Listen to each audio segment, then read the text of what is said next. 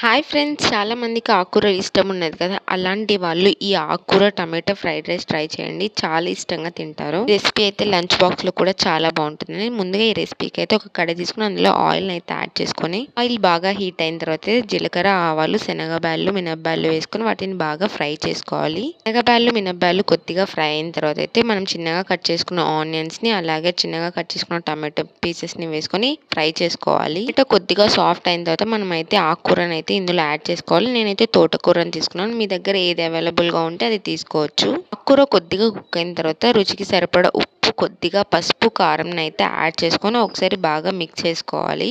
మనము ఆకుకూర చేసేటప్పుడైతే ఆకుకూరలో కొద్దిగా సాల్ట్ కంటెంట్ ఉంటుంది కాబట్టి మనమైతే తక్కువనే వేసుకోవాలి. కూర బాగా కుక్ అయిన తర్వాత అయితే కొద్దిగా కరివేపాకును వేసుకొని ఫ్రై చేసుకోవాలి. అది ఫ్రై అయిన తర్వాత మనం ముందుగానే ఉడికించి పెట్టుకున్న రైస్‌ని అయితే ఇందులో యాడ్ చేసుకొని అయితే ఒకసారి బాగా మిక్స్ చేసుకోవాలన్నమాట. హై ఫ్లేమ్ మీద టాస్ చేస్తే మన టేస్ట్ బావుంటుంది. టాస్ చేసి ఒక 2 మినిట్స్ కుక్ చేస్తే మన టేస్టీ రైస్ రెసిపీ అయితే రెడీ అయిపోతుంది.